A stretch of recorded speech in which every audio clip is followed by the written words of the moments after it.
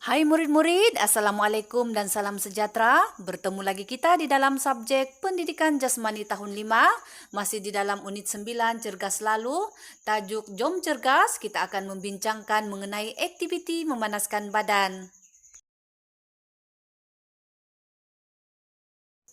Objektif pembelajaran, di akhir pembelajaran nanti, murid dapat melakukan aktiviti memanaskan badan yang khusus untuk permainan bola sepak.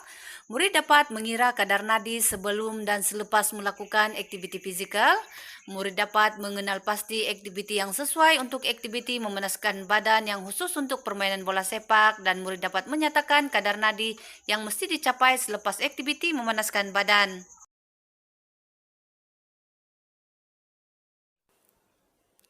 Murid-murid, aktiviti memanaskan badan merupakan aktiviti yang dilakukan sebelum melakukan aktiviti fizikal yang lebih mencabar seperti bersukan.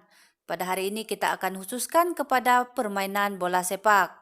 Aktiviti memanaskan badan ini dilakukan supaya tubuh badan kita lebih bersedia untuk melakukan sebarang aktiviti fizikal yang lebih lasak seperti bermain bola sepak.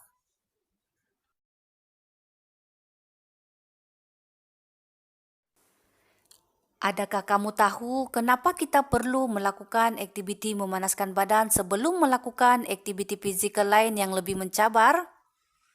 Tujuannya adalah dapat meningkatkan suhu badan. Selain itu, ia juga dapat meningkatkan kadar nadi dan degupan jantung sehingga mencapai 120 denyutan seminit selepas melakukan aktiviti memanaskan badan.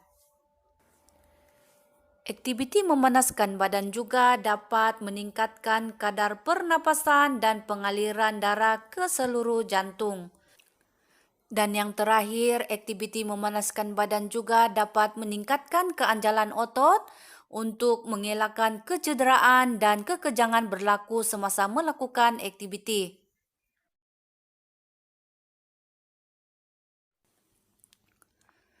Kamu perlu mengira kadar nadi kamu sebelum dan selepas melakukan aktiviti memanaskan badan.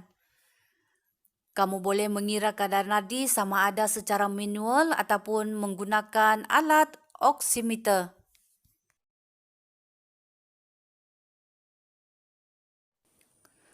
Kamu boleh mengira kadar nadi secara manual dengan mengesan denyutan nadi melalui pergelangan tangan, yaitu nadi radial, dan juga di bahagian leher, yaitu nadi carotid.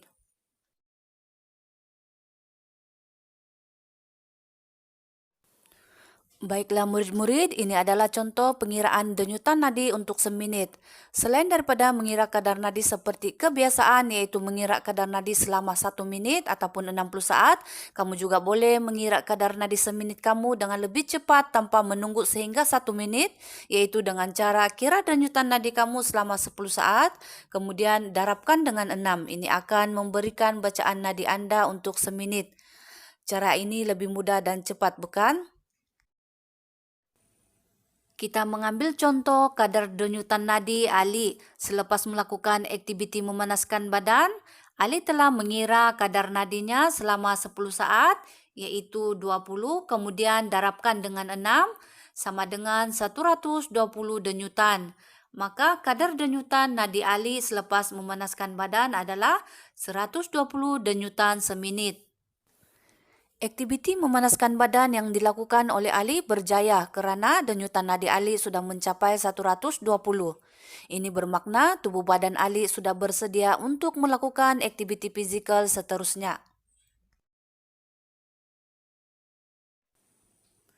Selain mengira kadar denyutan nadi secara manual, kadar nadi juga boleh dikira dengan menggunakan alat yang dinamakan sebagai oximeter.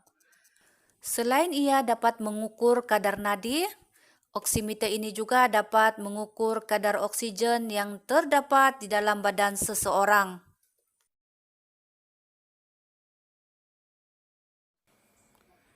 Murid-murid, berikut merupakan contoh aktiviti memanaskan badan yang khusus untuk permainan bola sepak. Yang pertama adalah berlari pelbagai kelajuan, yaitu berlari perlahan, sederhana dan juga laju, Dan yang kedua, berlari ulang-alik di kawasan yang telah ditetapkan. Lakukan aktiviti ini dalam tempo antara 15 hingga 30 saat.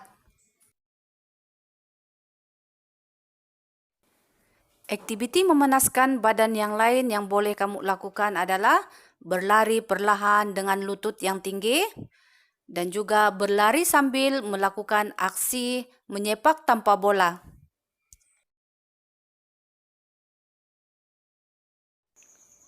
Selain itu, aktiviti berlari melompat dengan aksi menanduk bola juga merupakan aktiviti memanaskan badan yang khusus untuk permainan bola sepak. Dan sebenarnya ada banyak lagi aktiviti memanaskan badan yang lain yang khusus untuk permainan bola sepak. Murid-murid boleh mencari maklumat di dalam mana-mana media sosial ya.